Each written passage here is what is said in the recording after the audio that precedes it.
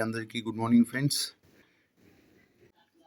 ఇటీవల మన భారతీయ దివ్యాంగుల జట్టు నేపాల్కు వెళ్ళడం జరిగింది.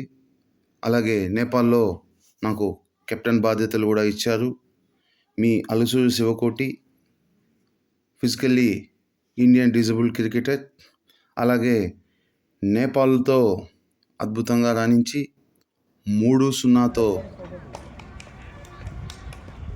ఆల్రౌండర్ షోతో, అలాగే ప్రతి ఒక్క దివ్యాంగ క్రీడాకారుడు చాలా కష్టపడి ఎక్కడ మన ఇండియా అనే తగ్గేదే లేదనే విధంలో అద్భుతంగా రాణించి ప్రతి ఒక్కరు నాతో పాటు ప్రతి ఒక్క క్రీడాకారుడు ప్లేయింగ్ లెవెన్లో ఛాన్స్ వచ్చిన ప్రతి ఒక్కరు 100% ఎఫర్ట్ పెట్టి నేపాల్కి వెళ్ళి మేము 3-0తో కైవసం చేసుకోవడం జరిగింది.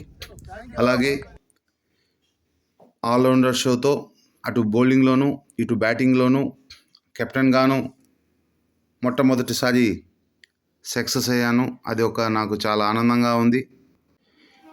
ఎన్నో అవమానాలు, ఎన్నో ఇబ్బందులు, ఎన్నో హేళనల మధ్య ఒక దేశానికి ఆడడం అనేది చాలా ప్రతిష్టాత్మకంగా నేను అనుకుంటున్నాను. ప్రతి ఒక్క దివ్యాంగుడు కూడా మీకు ఇష్టమైన రంగంలో రాణించడంలో ముందుకు వెళ్ళండి. అలాగే దేనికి అధైర్యపడద్దు. మనకి ఏదైతే లేదో అదే మనకి ఉందనుకొని, అలాగే మనకి ఏదైతే లోపం ఇస్తాడో భగవంతుడు మనకి చాలా టాలెంట్లు కూడా ఎక్కువ ఇస్తారు.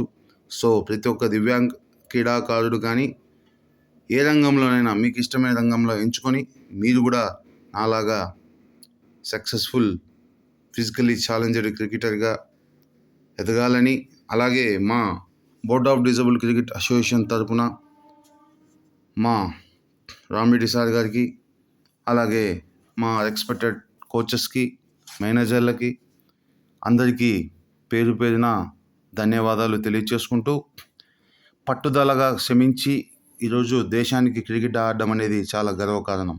జై హింద్.